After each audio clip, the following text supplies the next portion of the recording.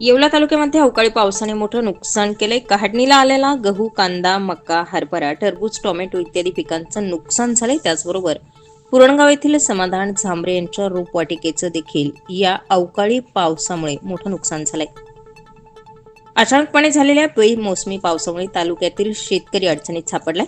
आधीच कुठल्याही पिकाला भाव नसल्याने शेतकरी आर्थिक संकटात तोंड देत असताना त्यात आता पुन्हा अवकाळी पावसानं मोठं संकट शेतकऱ्यांसमोर उभं राहिलंय. पुरणगाव येथील समाधान झांबरे यांच्या रोपवाटिकेचं जवळपास 8 ते 10 लाख रुपयांचं नुकसान झाल्याची माहिती समोर येते. ही माहिती मिळताच शिवसेनेचे तालुका प्रमुख पांडुरंग शेळके यांनी प्रत्यक्ष जाऊन घटनास्थळी पाहणी केली. यावेळी शिक्षक आमदार किशोर दराडे यांनी शेतकऱ्यांच्या व्यथा जाणून घेत पाहणी दौरा केलाय. या दौऱ्यामध्ये तहसीलदार आबा महाजन, तालुका कृषी अधिकारी शुभम बेरड यांच्यासह प्रशासनातील महत्त्वाचे अधिकारी देखील उपस्थित होते. आमदार दराडे यांनी तत्काळ पंचनामे करून शेतकऱ्यांना मदत मिळाली पाहिजे असा अहवाल सादर करून वरिष्ठांना द्यावा अशा सूचना केल्या.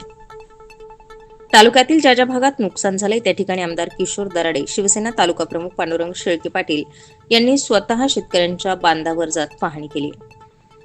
शेतकऱ्यांना धीर देत त्यांचं सांत्वन केले. प्रशासनाकडून तत्काळ पंचनामे करून शेतकऱ्यांच्या हाताला मदत कशी मिळेल यासाठी उपमुख्यमंत्री एकनाथ शिंदे यांच्याकडे देखील तालुक्याचा सविस्तर आढावा देणार असल्याचं आमदार दराडे यांनी यावेळी शेतकऱ्यांना सांगितलंय.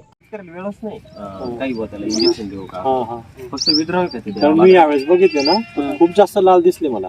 मग ते विद्राव का ते आणि लाल म्हणजे पोटॅशियम सोनाईट आणि खाली 50 गेलं 5 वर्ष सांगितलं प्लॉट लालच हो का? आणि लाल नसल्याशिवाय व्यापारीच घेत नाही. घेत नाही हा. याच्या प्लॉट मध्ये कमीत कमी 7, 8, 10 सर्विस टाकून बघायचे.